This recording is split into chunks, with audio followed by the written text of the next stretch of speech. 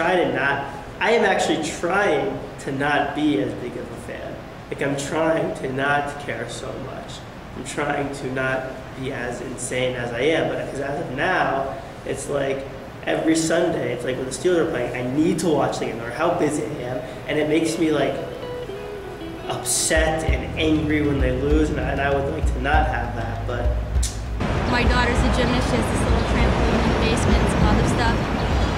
One time I was so upset that I started jumping on the trampoline and then it went well, so then I thought, well, maybe I need to jump on the trampoline. So I do that when I get nervous. We have our terrible towels. Usually my camel's wearing the terrible towel, but he don't have it on right now. And I think that waving the terrible towel brings bad luck, because if you think about it, you're kind of wishing something bad to happen to the other side. So I don't do that. I have it, but I don't wave it. The first thing that I like, and this is a very important thing, the team is owned by a family. It's been owned by the family since its origin. They invest a lot of money in the team. They hire top-notch people, and they care. I'm a believer that if ownership doesn't care about a team and doesn't spend enough money or hire good personnel and management, then there's no reason to follow them. So I follow them because I like the organization, I like the way they do things, and I like Pittsburgh. The Roonies! How we have a whole interview with nothing about the Roonies? That's also why I love the Steelers. Because they're a family-run organization, hard work, bought the team with nothing, and they've grown the franchise. They're very loyal to their coaches, to their players, to their fans. Great men. Great men.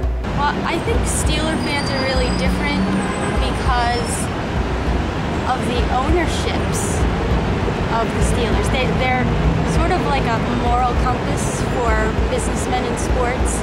And I mean, I personally, and all the fans that I know and that I hang around with, we almost don't want to embarrass the Steeler Nation or the Roonies, because we don't want to act like Philly fans and we don't want to be animals, but we are also fanatics.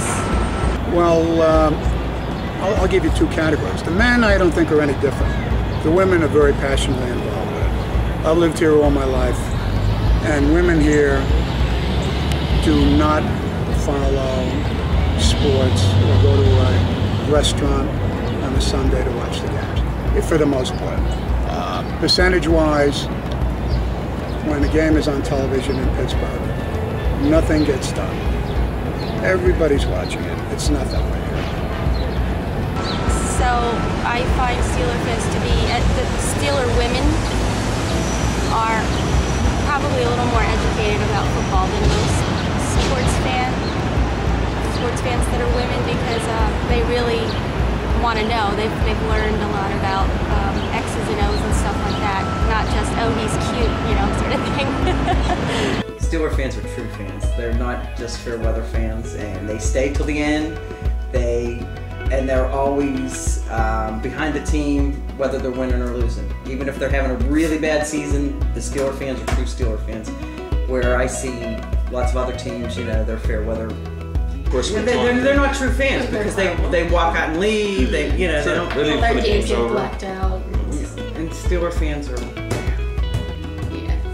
My husband is not a sports fan at all, which is very strange, and he's much more of a nerd type. But I love him. Nerds are awesome. But he became a Steeler fan. It's easy to, because I think, again, because of the ownership, it's easy. They're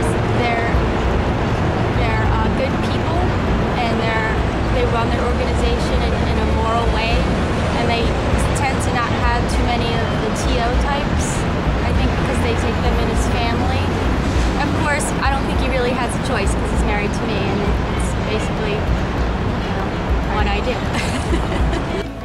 I think there is a difference between Steeler fans and fans of other teams.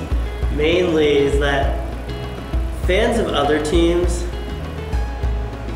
they love their team, and when like a Yankee fan, he likes the Yankees. A Yankee fan, he can rattle off stats. He probably has a Derek Jeter jersey. He goes to a few games, but like they don't think about the Yankees all year round. They're not obsessed with it. Steeler fans are obsessed with the Steelers. No matter who you are, if you're from Pittsburgh, you like the Steelers. Like, you go to Pittsburgh during football season, the whole city's black and gold. There's nothing else going on. And I think that's the biggest factor. Not necessarily a good thing per se, but there's not much going on in Pittsburgh other than the Steelers. You know, there's nothing else to do. If you're not watching a Steeler game on Sunday, you're not doing anything. And everyone just, it's like a whole community-wide thing. It's like, it's built into the fabric of the city more than anything else. It's not just, oh, that's our sports team. It's like, Steelers are Pittsburgh. Like, all Yinzers love the Steelers.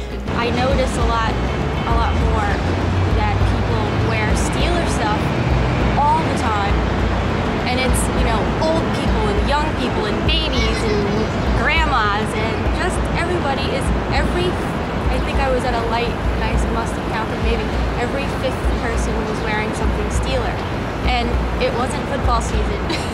Oh, absolutely, because you not only have the entire city of Pittsburgh, all the people that have left Pittsburgh continue to be fans, so wherever they go, they're you know, whether they come to Florida or they go to Washington or, you know, wherever, they're still Steeler fans, and we have a lot of them here in Jacksonville.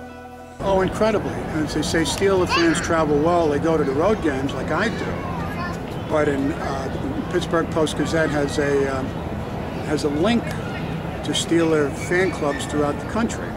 I've been fortunate enough to go to Dub's Bar in San Diego, the Starting Gate in Los Angeles, Barnacles in Atlanta, and 2 places in the Orlando area. And there's memorabilia and fans. Yeah, also because no one lives in Pittsburgh anymore, so people who used to live there have moved elsewhere, and because your love for the Steelers is so deep, you are likely to retain your Steeler fandom even when you live somewhere else. Like, I know people who, I have a good friend. He's from Miami, so he's a Dolphin fan, but he's also now a Jet fan, and his kids are Jet fans. It's like, okay, my kids are going to be Steeler fans, no matter where I live. Just the way it is. Like, I have a lot of friends who didn't grow up in Pittsburgh at all, but they're Steeler fans because their parents are Steeler fans. There's a family in Rochelle who, I know these little kids, they have Roethlisberger jerseys. Their father's not even from Pittsburgh. He just was a Steeler fan in the 70s, because that's also when a lot of Steeler fans became big. When in the 70s, they had all these good teams. So, yeah. They are definitely, the fan base is way more spread out, which I've heard over the years for many different reasons. I think a lot because of the nature of growing up in that area and the depression that the city fell into, and the mills closing. Everyone had to move, and they moved their family, and just handed down being a fan if they're in California or Florida or wherever they move to. Well, there's a lot of Jacksonville, or a lot of Steeler fans here in Jacksonville. Every game that we've gone to here has had more, except for the last one, had more Steeler fans than they had Jaguar fans. The Starting Gate right across the street from Los Alamitos Racetrack in Los Angeles was unbelievable.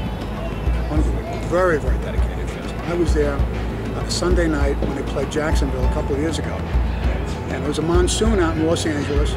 Game was on ESPN, so everybody could pick it up. And the place was marked. You would think nobody would go out of the house that night. The highways were empty. Walk into the place and it was jumping.